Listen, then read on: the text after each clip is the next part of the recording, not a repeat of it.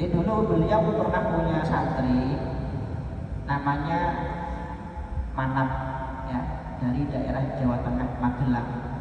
Nah, karena beliau ini, karena santrinya ini santri yang miskin, tidak punya, nah setiap liburan selama bulan Sya'ban sampai bulan Syawal itu kerja di sawah-sawahnya orang. Akhirnya dapat upah 2 karung beras, ya.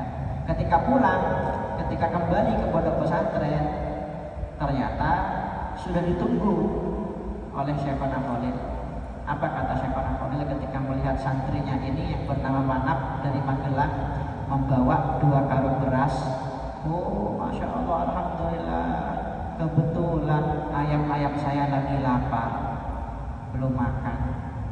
Ini beras 2 karung ini diambil, ditaburkan untuk ayam-ayam beliau. Hasil jerih payah selama berbulan-bulan itu ludes seketika, dimakan oleh ayam-ayam beliau.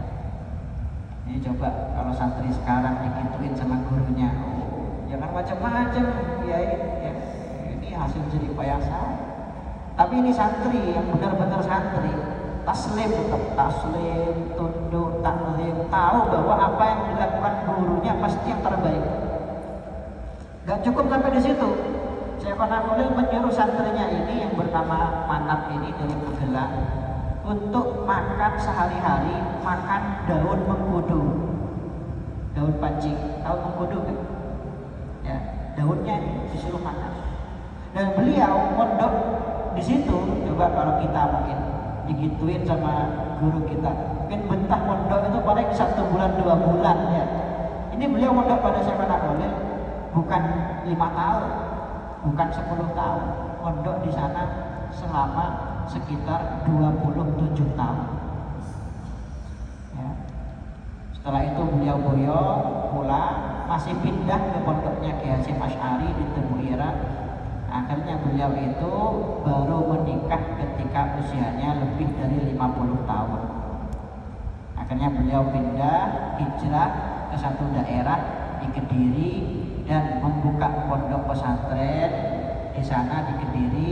Nah, sekarang pesantrennya terkenal dengan nama Pondok Pesantren Lirboyo, yang total santrinya sekarang adalah 70.000 santri. Itu kisah dari Kiai Manap, atau yang lebih kita kenal nama hajinya Kiai Haji Abdul Karim, pendiri Pondok Pesantren Lirboyo.